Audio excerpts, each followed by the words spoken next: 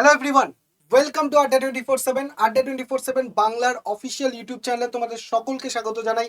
আমি তোমাদের সৌভিক স্যার। আজকে ইউজিসি নেট অ্যাসপিরেন্টসদের একটা খুব মনের যন্ত্রণার যে কথা, সেই কথাটা আজকের এই ভিডিওর মধ্যে তুলে ধরবো এবং তার যে কি সমাধান হতে পারে সেই কথা আমি তোমাদেরকে বলে দেবো। তাই আজকের এই ভিডিওটা তাদের জন্য ইম্পর্টেন্ট হতে চলেছে যারা বারবার ইউজিসি নেট পরীক্ষাটা দেয় কিন্তু বিফল হয়ে যায়, অসফল হয়ে যায়, তারা তাদের স্বপ্নে পৌঁছাতে পারে না, নেট বা জেআরএফটাকে কোয়ালিফাই করতে পারে না। ইনফ্যাক্ট আমি তাদের কথাও এই ভিডিওতে আলোচনা করব বা তাদের জন্যই ভিডিওটা ইম্পর্টেন্ট যারা কিনা এই সেগমেন্টে নতুন ঢুকছো, ইউজিসি নেট সেগমেন্টে, যে ইউজিসি নেট পরীক্ষাটা দিয়ে অ্যাসিস্ট্যান্ট প্রফেসর হতে চাও, তাদের জন্য কিন্তু এই ভিডিওটা ইম্পর্টেন্ট একটা ভিডিও হতে চলেছে। কেন স্যার? তার কারণ যে ভুলগুলো তুমি আগামী দিনে করবে সেই ভুলগুলোকে তুমি যদি আগেই জেনে নিতে পারো, তুমি কি করবে, সেই ভুলগুলোকে সংশোধন করে নেবে এবং তার ফলে তোমার সিনিয়র যারা রয়েছে যে ভুলগুলো করেছে সেই ভুলগুলো থেকে তুমি যদি আগেই শিখে নিতে পারো, তাহলে তুমি সেই ভুলগুলো করবে না এবং খুব কম সময়ে কিন্তু তুমি সাফল্য পেয়ে যাবে। তাই যারা বারবার পরীক্ষা দিচ্ছ, পাস করতে পারছো না, অসফল হচ্ছ, তাদের জন্য এই ভিডিওটা যেমন ইম্পর্টেন্ট ঠিক তেমনি যারা মনে করছো নতুনভাবে এক্সাম দেবো, কোন কোন ভুলগুলো আমি করতে পারি ভবিষ্যতে, সেই ভুলগুলোকে আগে জেনে নিয়ে তার সমাধান বের করে নেবো, সেগুলো কিন্তু আজকের এই ভিডিওতে জেনে নিতে পারবে। তাই ভিডিওটা শেষ পর্যন্ত দেখতে হবে যদি তুমি ইউজিসি নেট জেআরএফ কোয়ালিফাই করে বিশ্বের একটা দেশের একটা বড় ইউনিভার্সিটি বা কলেজে তুমি যদি প্রফেসর বা অ্যাসিস্ট্যান্ট প্রফেসর হতে চাও, তার জন্য তোমাকে কি করতে হবে, ইউজিসি নেট এক্সামটাকে তাড়াতাড়ি ক্লিয়ার করে নিতে হবে। বারবার ভুল করে সময় বাড়ানো যাবে না। তার জন্য আজকের এই ভিডিওটা শেষ পর্যন্ত দেখো এবং যদি ভালো লাগে একটা লাইক দিয়ে এবং একটা কমেন্ট করে দিয়ে যেও যে স্যার আপনার ভিডিও থেকে কিন্তু আমি অনেক কিছু শিখতে পারছি বা শিখতে পারলাম। চলো দেখে নাও কি বলছে। কি বলছে?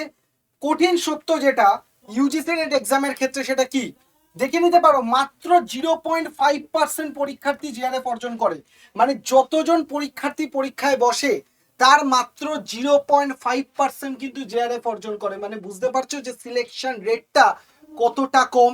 সিলেকশন রেটটা কেন কম?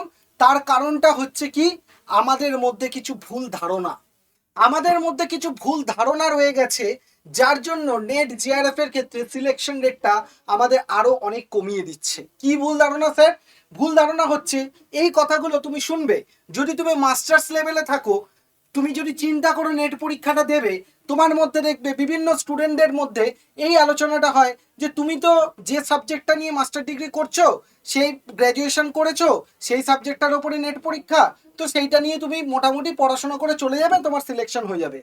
এবং এই ধারণার বশবর্তী হয়ে যারা কিছু এমসিকিউ, বাজার চলতি এমসিকিউ সলভ করে পরীক্ষা দিতে চলে যায়, ভাবে যে আমার সাবজেক্ট সেটা তো আমার অলরেডি রেডি, আমি একটুখানি এইভাবে দু একটা কোশ্চেন প্র্যাকটিস করে যাই, আমার সিলেকশন হয়ে যাবে।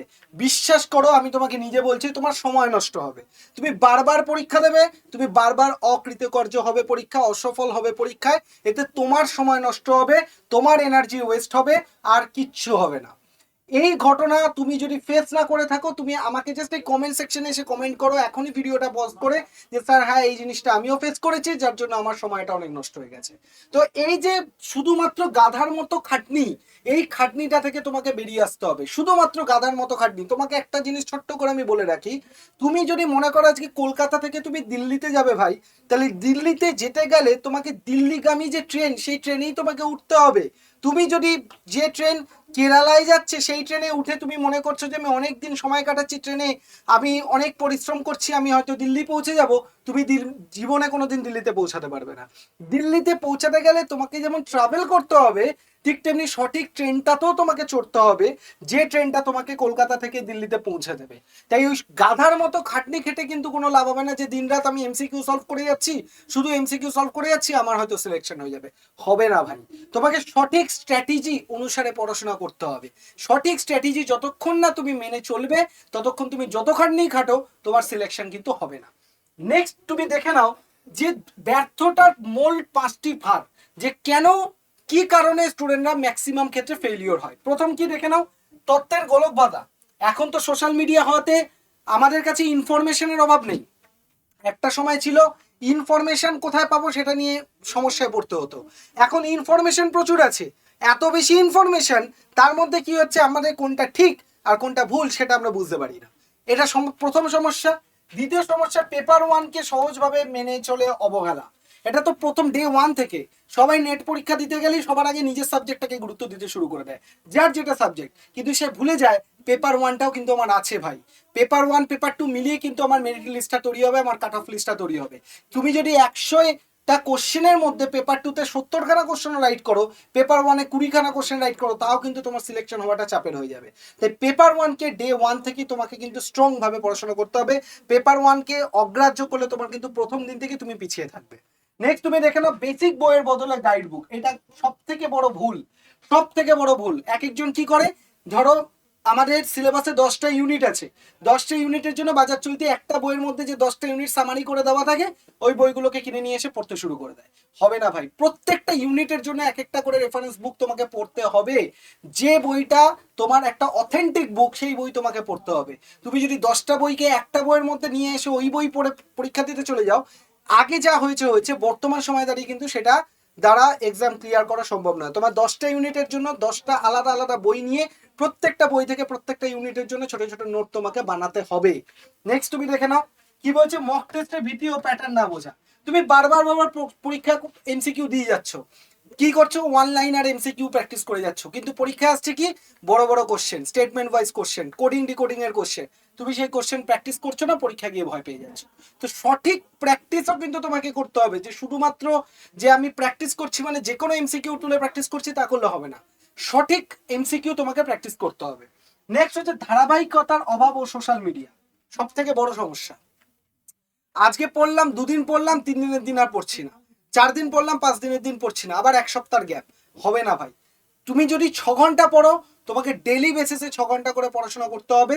এবং সোশ্যাল মিডিয়া, যেটা এখন একটা সব থেকে বড় ডিস্ট্রাকশনের জায়গা, সেখান থেকে কিন্তু তোমাকে বেরিয়ে আসতে হবে।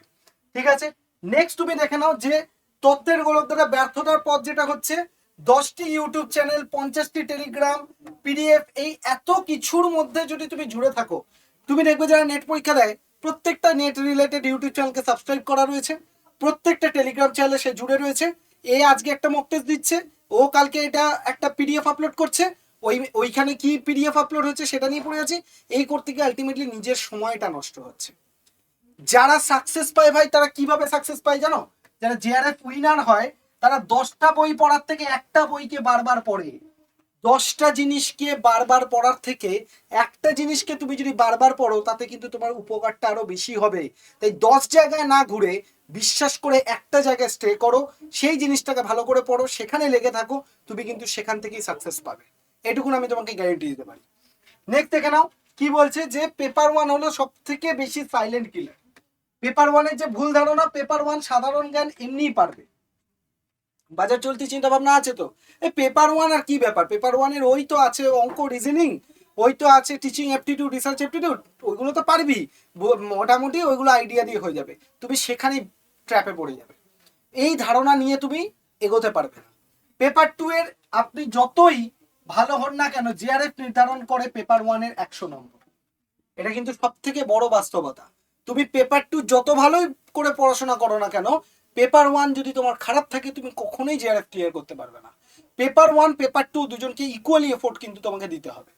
নেক্সট হচ্ছে টিচিং অ্যাপটিটিউড, লজিক্যাল রিজনিং, যে টপিকগুলো রয়েছে এইগুলো ছাড়া কাট অফ ক্লিয়ার করা প্রায় অসম্ভব।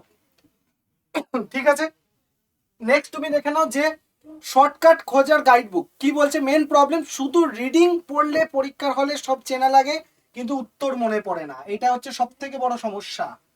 এখন ইউজিসি নেটের যে ধরনের কোশ্চেন আসছে, সেখানে যদি তুমি ওই দিনের পর দিন শুধু রিডিং পড়তে থাকো, কনসেপ্ট বিল্ডিং না করো, তোমার মধ্যে ক্ল্যারিটি না থাকে, তুমি কিন্তু পরীক্ষার হলে সব কোশ্চেনই মনে হবে, চেনা চেনা কোশ্চেন মনে পড়ছে না, তুমি উত্তর করতে পারবে না। তাহলে কি করতে হবে, বই বন্ধ করে নিজে নিজে মনে করার চেষ্টা করতে হবে। তুমি যখন রাতে ঘুমোবে, আমি নিজে যখন কোয়ালিফাই করেছি আমি এটা অ্যাপ্লাই করতাম।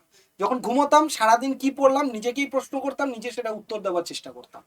কি করতাম, কঠিন টপিকগুলো 1 দিন, 3 দিন এবং 7 দিনের ব্যবধানে রিভিশন করতে হবে। রিভিশন যত বেশি, তুমি ধরো যে টপিকগুলো ভুলে যাচ্ছ, সেই টপিকগুলোকে যত বেশি করে তুমি রিভিশন করবে, তত বেশি কিন্তু সেই জিনিসগুলো তোমার মাথায় থাকবে, বসবে। তাহলে রিভিশন করো এবং কি করো, রাতে বেলা শুয়ে চোখ বন্ধ করে সেগুলোকে মনে করার চেষ্টা করো। নেক্সট কি বলছি, এনটি এর যেটা বলছি, এনটি এর নতুন ধারণা বুঝতে পারা। এটা কিন্তু খুব গুরুত্বপূর্ণ। এনটি এখন analytical, assertion, reasoning, multiple statement টাইপের কোশ্চেন কিন্তু এখন করছে। এনটি এর যে প্রশ্নগুলো তুমি যদি এখন দেখো, সেটা কি ধরনের প্রশ্ন করে? Analytical question, assertion, reasoning based question, coding. আগে ওয়ান লাইনার কোশ্চেন আসতো, এখন কোডিং ডিকোডিং টাইপের কোশ্চেন আসতে পারে, A or B, B or C. তো এই প্যাটার্নটা তোমাকে ভালো করে বুঝতে হবে। তুমি যে যুদ্ধের জন্য নামছো, সেই যুদ্ধে কি অস্ত্র লাগবে সেটা বুঝবে তো কখনই, যখন সেই যুদ্ধটাকে তুমি ভালো করে আগে চিনবে, সেই যুদ্ধটাকে যখন আগে ভালো করে বুঝবে। তো যুদ্ধটাকে যদি তুমি ভালো করে চিনতে না পারো, বুঝতে না পারো, তাহলে কিভাবে যুদ্ধটার সাথে লড়বে, তার অস্ত্রশস্ত্র কিভাবে তৈরি করবে, তুমি জানতে পারবে না। তো এই জিনিসগুলো বিষয়বস্তুর গভীরে গিয়ে কেন এবং কিভাবে বিশ্লেষণ করুন, মানে যে কোনো টপিক যখন তুমি পড়ছো, শুধুমাত্র সেটাকে না পড়ে সেটা কেন হচ্ছে, কিভাবে হচ্ছে, সেই কারণগুলোকে জানার চেষ্টা করো, তবেই তুমি ওই অ্যাসারশন, রিজনিং টাইপের যে কোশ্চেনগুলো, সেগুলো কিন্তু উত্তর করতে পারবে। ঠিক আছে, নেক্সট তুমি দেখে নাও মক টেস্টের ভীতি এবং স্ক্রিন ফ্যাটিক। এটা কিন্তু সব থেকে গুরুত্বপূর্ণ একটা ব্যাপার। তুমি যদি এই যে তোমাদের পরীক্ষা এরকম একটা কম্পিউটারের সামনে বসে তোমাকে পরীক্ষা দিতে হয় কিনা, এবার তুমি যদি বাড়িতে এরকম কম্পিউটারের সামনে বসে পরীক্ষা না দাও, এরকম ভাবে প্র্যাকটিস না করো, তুমি যত ভালো করেই পড়াশোনা করো না কেন, তুমি পরীক্ষায় হলে গিয়ে তোমার কনফিডেন্সের অভাব হবে, ভীতি কাজ করবে, তুমি কিন্তু পারবে না। এই যে বারবার বারবার, এই যে সবচেয়ে ভুল ধারণা, সিলেবাস কখনোই 100% শেষ হয় না। তোমার সবসময় মনে হয় যে আমি আগে সিলেবাসটা পুরো শেষ করি, তারপর আমি মক টেস্ট দেবো। সিলেবাস কখনো 100% শেষ হবে না, নলেজ কখনো 100% হয় না। তোমাকে পড়তে পড়তেই তোমাকে পরীক্ষায় এরকম প্র্যাকটিস করতে হবে। পরীক্ষার আগে তোমাকে অন্তত 30-40 মক টেস্ট এরকম পরীক্ষা কম্পিউটারের সামনে, ল্যাপটপের সামনে বসে, বাড়িতে বসে প্র্যাকটিস করতে হবে। তবেই কিন্তু তুমি গিয়ে একটা ভালো স্কোর করতে পারবে এক্সাম হলে। ঠিক আছে, এবার যেটা হচ্ছে, পেপার 1-এ 50 থেকে 60 মিনিট টাইম তুমি পরীক্ষার হলে লাগাবে। ঠিক আছে, পেপার 2 এর জন্য 115 থেকে 120 মিনিট। পেপার 2 এর 100টা প্রশ্ন থাকে, পেপার 1-এ কতগুলো প্রশ্ন থাকে? 50টা প্রশ্ন। ঠিক আছে, তাহলে 50টা প্রশ্নের জন্য 50 থেকে 60 মিনিট টাইম নাও। পেপার 2 এর ক্ষেত্রে 115 থেকে 120 মিনিট। এবার এই যে টাইম ম্যানেজমেন্টটা, তুমি যদি বাড়িতে এরকম কম্পিউটারের সামনে বসে প্র্যাকটিস না করো, তাহলে তুমি কখনোই এক্সাম সেন্টারে গিয়ে প্র্যাকটিস, মানে ওটা করে উঠতে পারবে না। তোমাকে বাড়িতে বসে কি করতে হবে? ওটাকে প্র্যাকটিস করতে হবে। বিগত 5 থেকে 10 বছরের প্রশ্ন সলভ করা নয়, প্রতিটি অপশনের পেছনে থিওরি বুঝো। শুধুমাত্র কোশ্চেন সলভ করে গেলাম, এটার উত্তর বি এ, এটার উত্তর বি, ওটার উত্তর সি, ওরকম নয়। কেন এ, কেন বি, কেন সি, কেন বাকিগুলো নয়, যে অপশনটা হলো সেটা কেন হলো, বাকি 3টে অপশন কেন হলো না, সেটাকে বোঝার চেষ্টা করা। মক টেস্ট দেওয়ার পর কোন ইউনিটগুলোতে বারবার ভুল হচ্ছে সেটাকে আইডেন্টিফাই করো। যে ভুলগুলো বারবার হচ্ছে তার জন্য একটি আলাদা ভুলের খাতা বানান, বা পরীক্ষার আগে সেটি সবচেয়ে বেশি পড়ুন। মানে যেগুলো ভুল হচ্ছে সেগুলোকে খুঁজে বার করা, এবং সেই টপিকগুলোর ওপর নোট বানিয়ে সেগুলোকে বারবার বারবার পড়া, প্র্যাকটিস করা। যত তুমি নিজের ভুলকে কমাতে পারবে, তত তোমার কি হবে? সিলেকশন রেটটা কিন্তু তত বাড়তে থাকবে। ঠিক আছে, এইভাবে হচ্ছে তোমার সাফল্যের রুল কি তাহলে? আপনার সম্পূর্ণ সিলেবাস মাত্র 20% হাই ওয়েটেজ টপিক থেকে পরীক্ষা প্রায় 80% আসে। সবকিছু সমানভাবে পড়ার চেষ্টা করে সময় নষ্ট করবেন না। মানে তুমি যদি মনে করো সিলেবাসের প্রত্যেকটা ইউনিটকে আমি খুব ভালো করে পড়বো, প্রত্যেকটা টপিককে, এটা কখনোই সম্ভব না। যতটা পড়েছো তার উপর রিভিশন করো, এবং বেশি বেশি করে কি করবে? হাই ওয়েটেজ টপিকগুলোকে ভালো করে পড়ো, এবং সেই অনুযায়ী মক টেস্ট বা প্র্যাকটিস করা স্টার্ট করে দাও। ঠিক আছে, তো সোশ্যাল মিডিয়া ডিপ ওয়ার্কের অভাব কি বলছে? আমি তো দিনে 12 ঘন্টা পড়ি। এই যে ধারণাগুলো, ঠিক আছে, মানে কেউ বলছে আমি নেট জিআরএফ এর জন্য 10 ঘন্টা পড়তাম, 12 ঘন্টা পড়তাম, 24 ঘন্টা, কোনো দরকার নেই। এই ধরনের জিনিস থেকে নিজেকে বাঁচিয়ে রাখার চেষ্টা করো। 10-12 ঘন্টা পড়ার দরকার নেই। তুমি যদি মনে করো যে তুমি 8 ঘন্টা পড়বে, 6 ঘন্টা পড়বে, তো ডেলি বেসিসে 8 ঘন্টা কি 6 ঘন্টাই পড়াশোনা করো। ঠিক আছে, তো এই যে ব্যাপারটা যেটা তোমরা দেখলে, তাহলে তোমার লক্ষ্য কি? তোমার লক্ষ্য হচ্ছে শুধু পাস করা নাকি প্রফেসর হওয়া? যদি তোমার লক্ষ্য থাকে এই যে ইউজিসি নেট জিআরএফ যে সার্টিফিকেট, এই সার্টিফিকেটে তোমার নাম তুমি যদি খোদাই করতে চাও, লিখতে চাও, তাহলে তোমাকে কি করতে? তো তোমার যদি এই ইউজিসি নেট জিআরএফ এ নিজের নামকে খোদাই করতে চাও, এবং তুমি যদি চাও যে অ্যাসিস্ট্যান্ট প্রফেসর হয়ে নিজের যে জায়গাটা, সেই জায়গাটাকে আপগ্রেড করবে, নিজের জায়গাটাকে উপরের দিকে তুলে ধরবে, তো ভাই তোমাকে সবকিছু এদিক ওদিকের কথা ত্যাগ করে, বন্ধ করে, অনেকে বলে না কি হবে নেট পাস করে, কি হবে জিআরএফ পাস করে, চাকরি তো হয় না, হ্যানা তা না। তো তুমি নিজে যদি প্রফেসর হতে চাও, পরিবারের কাছে, সমাজের কাছে নিজেকে একটা উদাহরণ হিসেবে তুলে ধরতে চাও, এখন জাস্ট ব্লাইন্ডার লাগিয়ে নাও, কারুর দিকে তাকানোর দরকার নেই। ফোকাসড হয়ে শুধুমাত্র নিজের কাজটুকু করে যাও, স্ট্র্যাটেজিক্যালি পড়াশোনা করো, তবেই একটা দিন দেখবে এই সার্টিফিকেটে তোমার নাম উঠবে, এবং অ্যাসিস্ট্যান্ট প্রফেসর তুমি হয়ে যাবে। ঠিক আছে, ততদিন পর্যন্ত তোমাকে কি করতে হবে, চোখ বন্ধ করে শুধু নিজের জন্য কাজ করে যেতে হবে। কি করতে হবে, 5 থেকে 10 বছরের ট্রেন্ড ডিকোড করা, 5 থেকে 10 বছর ধরে কিরকম ভাবে পড়াশোনা হয়েছে, মানে কিভাবে পরীক্ষায় কোশ্চেন এসছে সেগুলোকে ডিকোড করো। পেপার ওয়ানে বিশেষ ফোকাস ও টার্গেট স্কোর সেট করা, পেপার ওয়ানটাকে স্ট্রং করা, পেপার ওয়ানকে ছেড়ে দেওয়া নয়। একটি স্ট্যান্ডার্ড বই বরাবর রিভিশন, 1 থেকে 1 3 7 দিনের রুল, ঠিক আছে, 1 3 7 দিনের রুল ফলো করো। একটা স্ট্যান্ডার্ড বই কিসের জন্য, পেপার ওয়ান, পেপার টু এ কিন্তু একটা বই দিয়ে হবে না। এরর নোটবুক বা ভুলের খাতা তৈরি করো, এমন একটা বই মানে খাতা তৈরি করো যে খাতাটা কি তোমার ভুলটাকে করতে পারবে। ঠিক আছে, এবং তুমি যদি মনে করো আমাদের সাথে জুড়বে Adda 24/7-এ, আমার সাথে স্পেশালি আমার সাথে তুমি কানেক্টেড থাকবে পড়াশোনার জন্য, তাহলেও তুমি কানেক্টেড থাকতে পারো। তার জন্য তোমাকে কি করতে হবে, এই যে নাম্বারটা তোমরা দেখতে পাচ্ছ 8130209247, এই নাম্বারে জাস্ট কল করে তোমাকে একটা 1 প্রেস করতে হবে। তুমি আমার সাথে যদি আমার ব্যাচে কানেক্ট হও, তোমাকে ওই আলাদা আলাদা বই দেখে নোটও বানাতে হবে না, আলাদা আলাদা ভাবে তোমাকে মক টেস্টের জন্য এদিক ওদিক দৌড়াতেও হবে না। তুমি কম্পিউটারে বসে যে মক টেস্ট আমি বললাম সেটাও তুমি এই প্ল্যাটফর্মে পেয়ে যাবে, নোটও তুমি এই প্ল্যাটফর্মে পেয়ে যাবে, গাইডেন্স তুমি পেয়ে যাবে, ডাউট ক্লাস পেয়ে যাবে, সবকিছু একটা জায়গায় একসাথে তুমি পেয়ে যাবে। এবং কম টাইমে তুমি কিন্তু ম্যাক্সিমাম প্রফিট নিয়ে বেরিয়ে যেতে পারবে। আলটিমেটলি প্রফিট কি, তোমার সিলেকশন তোমার হয়ে যাবে। তার জন্য কি করতে হবে, 8130209247 এই নাম্বারে কল করে 1 প্রেস করতে হবে, বলতে হবে আমি নেট জিআরএফ নিশ্চিত সাফল্য ব্যাচটা নেবো। তোমাকে সম্পূর্ণ গাইড করে দেওয়া হবে। 9 এপ্রিল থেকে ব্যাচ অলরেডি স্টার্ট হয়ে গেছে। 54খানা অনলাইন লাইভ ক্লাস পাবে, 97টা রেকর্ডেড ভিডিও এবং 295টা মক টেস্ট, ওই যে কম্পিউটারের সামনে বসে যে মক টেস্ট, ওই রকম মক টেস্ট তুমি এখানে 295টা পেয়ে যাবে। ঠিক আছে, নিজের মতো করে বাড়িতে বসে তুমি প্র্যাকটিস করতে পারবে। এই ব্যাচ অলরেডি স্টার্ট হয়ে গেছে। যারা লাইভ ক্লাসগুলো মিস করে যাবে রেকর্ডেড পেয়ে যাবে, এবং যারা লাইভ ক্লাস করতে পারবে না তাদের জন্য রেকর্ডেড ফরম্যাটে থাকবে। তো আর দেরি না করে, আর ভুলগুলোকে না বারবার করে, এইবারই যদি তুমি মনে করো জুন 2026-এ এক্সামটাকে ক্লিয়ার করে আমি অ্যাসিস্ট্যান্ট প্রফেসর হতে চাই, তাহলে এক্ষুনি ব্যাচটাকে জয়েন করে নাও। দেখা হচ্ছে ক্লাসে তোমাদের সবার সাথে।